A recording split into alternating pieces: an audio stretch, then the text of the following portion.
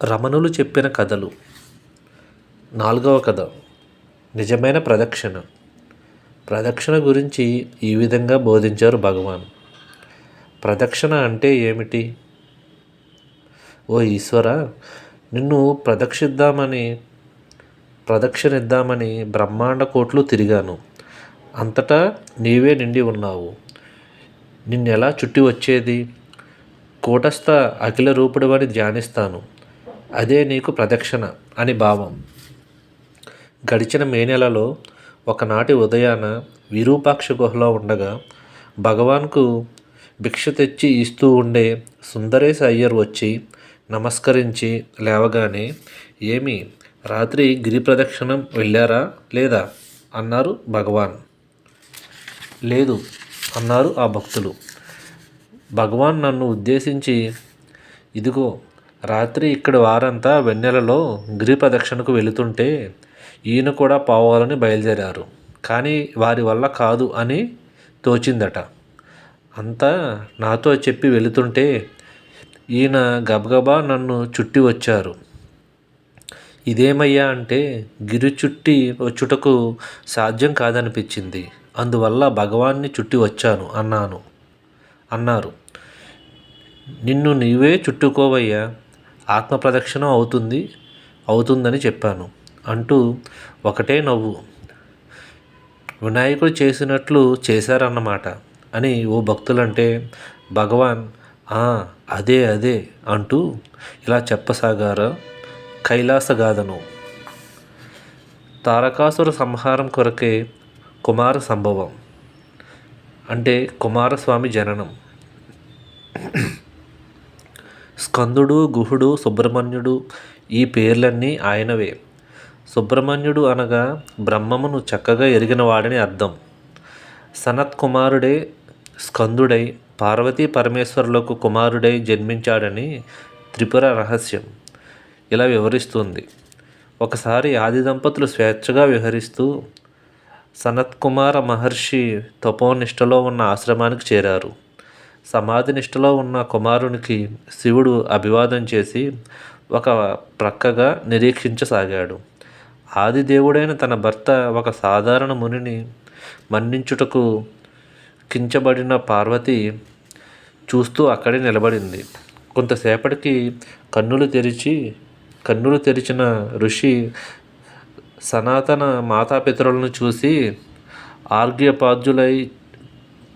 పాద్యాదులచే అర్చించి వినయంగా నిలబడ్డాడు. శివుడు సంతృప్తుడై అతన్ని వరం కోరుకోమన్నాడు. బ్రహ్మర్షి తాను సంతృప్తుడనని, కోరికలు లేవని చెప్పాడు. ఇష్టమైతే శివుడినే వరం కోరుకోమన్నాడు. ఆ సందర్భం కోసమే వచ్చిన శంకరుడు అవకాశాన్ని దొరకబుచ్చుకున్నాడు.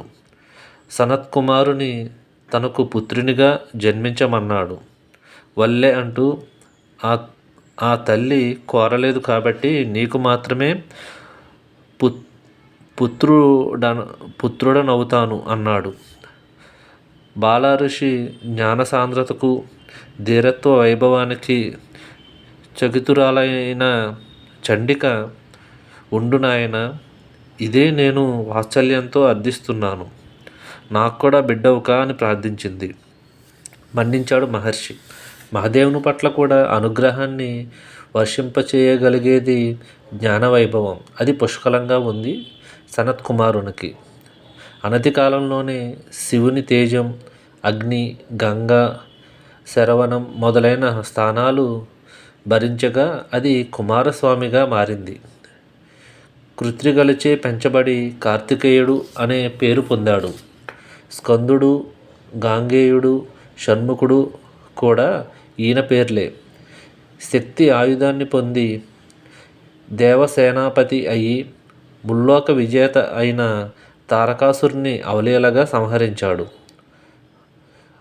సూరపద్ముడు అనే దుష్ట రాక్షసుని అంతమొందించాడు. ఒక పోటీలో ఇంద్రుడిని కూడా జయించాడు. దేవతలు, ఋషిమునిగణాలు అతనిని విస్తృతంగా కీర్తించారు. ఆ కారణంగా శరణభవుడైన అతనిలో కొంత స్వాతిశయం ప్రబలింది. తానే శక్తిమంతుడినని, కుజ్జురూపుడైన అన్నగారి కంటే అధికుడిననే నిరర్ధకమైన విశ్వాసం పొడగట్టింది. సకల జీవులు హృద్గుహైకవాసి అయిన శంకరుడు దానిని గుర్తించాడు. అతనికి గుణపాఠం నేర్పి సద్బుద్ధిని కలిగిద్దామని సంకల్పించాడు. దానికి సుబ్రహ్మణ్యునిలోని పోటీతత్వాన్ని రంగప్రవేశం చేయిస్తే ఫలితం రసవత్తరంగా ఉంటుందని ఎంచాడు. త్వరలోనే ఆయన సంకల్పం క్రియారూపం ధరించిందిలా. ఒకనాడు గణపతి స్కందులిద్దరూ తల్లిదండ్రులకు ప్రణామాలు అర్పించటానికి వచ్చారు. తండ్రి చేతిలో ఒక అద్భుతమైన ఆకృతి గల మధుర రసఫలాన్ని చూశారు. నాకిమ్మంటే నాకిమ్మని పోటీపడ్డారు. శంభువు మందహాసం చేసి, ఇది మహామహిమాన్వితమైన దివ్యఫలం, అర్హత గల వారికి మాత్రమే ఇవ్వదగింది అని బదులిచ్చాడు. నమ్రుడైన గణేశుడు నెమ్మదించాడు. పట్టువదలని షడాననుడు తన శక్తి సామర్థ్యాలను, పౌరుష ప్రతాపాలను ఏకరువు పెట్టి తానే అర్హుడినని ప్రకటించాడు. ఆ అర్హతలేవో తండ్రిని అడగకుండానే శంభువు పక్షపాతరహితంగా గజాననుడు కూడా కోరుతున్నాడు కాబట్టి ఇద్దరి యోగ్యతలను నిర్ణయించవలసి వచ్చింది. మీ ఇరువురిలో ఎవరు ముందుగా భూప్రదక్షిణ చేసి రాగలరో వారే ఈ దివ్య ఫలానికి అర్హులు అన్నాడు. పితృదేవతలు పోటీని తనకే అనుకూలంగా తలపెట్టారని కుమారస్వామి భావించాడు. చెంగున మనోవేగ సామర్థ్యం గల తన నెమలి వాహనాన్ని అధిరోహించాడు. అంతరిక్షంలోకి రివ్వున దూసుకుపోయాడు. తన శక్తి ఆయుధం లాగే సోదరుని ఆ సరంభానికి చతికిలపడిపోయాడు గజానుడు. అసలే లంబోదరుడాయే. లేచి ఆకాశగంగలో స్నాతుడై పవిత్ర మనస్కుడైనాడు. హృదయం వికసించింది. తల్లిదండ్రులను సమీపించి, జననీ జనకులారా, మీకై అచ్చాపీఠాన్ని నెలకొల్పాను, ఆసీనులు కండి అని వారిని కూర్చోబెట్టి వారిని షోడశోపచార విధులతో పూజించాడు. ఆపసోపాలు పడుతూ లేచి నిమీలిత నేత్రుడై భక్తభరిత చేతస్కుడై వారిని 7 మార్లు ప్రదక్షిణ చేశాడు. వినయవినమ్రగాత్రుడై చేతులను దొన్నెలా చేసి ప్రాంజలించి వాత్సల్యం రేకెత్తించు స్వరంతో, ఇప్పుడు పండు నాదే ప్రసాదించండి అన్నాడు. నాయనా, భూప్రదక్షిణ చేశావా అని అడిగాడు తండ్రి. ఒక్కసారి కాదు పితృదేవా, 7 మార్లు కావించాను అన్నాడు తనయుడు. దానికి ప్రమాణం అని శంకరుడు అడుగగా, తాము ఆనతిచ్చిన వేదవాక్యమే వినిపింతునా? పుత్రుడు మాతాపితరులను పూజించి ప్రదక్షిణ చేసినచో భూప్రదక్షిణ చేసిన ఫలం పొందగలడు, ఇది నిశ్చయం అని వేద ప్రమాణాన్ని ఉదాహరిస్తూ గణేశుడు ఇంకా ఇలా వివరించాడు. భూమిని చుట్టి రమ్మన్నారు. భూమి అనగా కొండ కోనలు, సముద్రాలతో కలిగి ఉన్న భౌతిక పదార్థం మాత్రమే. అటువంటి మట్టి ముద్దను చుట్టి వస్తే ఏం ప్రయోజనం? భూమి అంటే నిజమైన అర్థం సర్వానికి ఆధారమైన భూమ అని అది సకల జీవరాశికి, దానిని శాసించే దేవతా సంఘాలకు, అధిష్టానమైన పుణ్యస్థలాలకు, తీర్థక్షేత్రాలకు, మహాత్ముల నివాసాలకు నిలయం.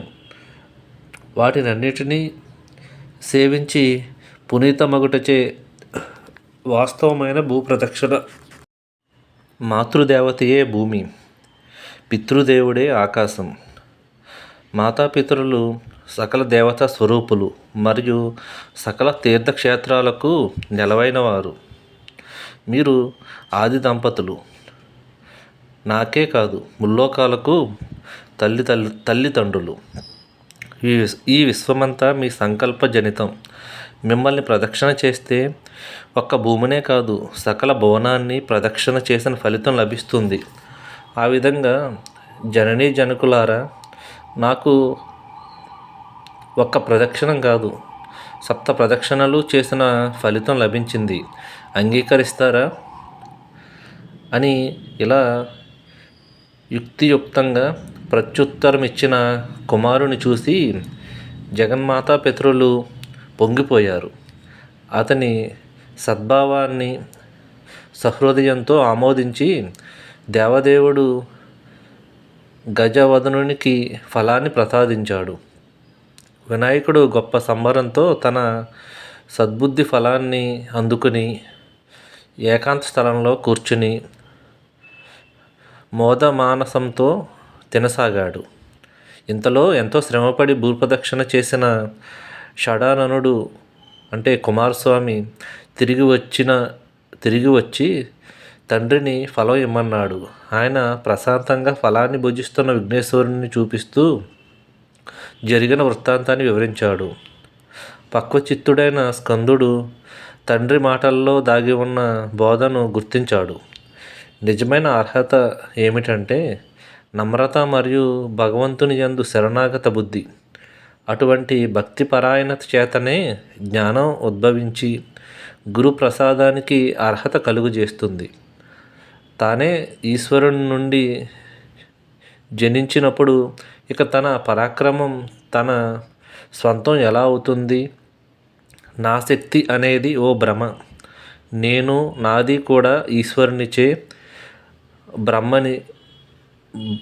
బ్రహ్మనివే. ఈ సత్యాన్ని తనకంటే ముందుగా స్వయంగా గ్రహించిన గణేశుడే ఫలానికి అర్హుడు కావున ఆయన నిజంగా నాకు అగ్రజుడు. ఇలా వివేచన చేసి అహంకార వర్జితుడు అగుట చేత బ్రహ్మమును తెలిసిన వారిలో శ్రేష్ఠుడయ్యాడు, సుబ్రహ్మణ్యుడు అయ్యాడు.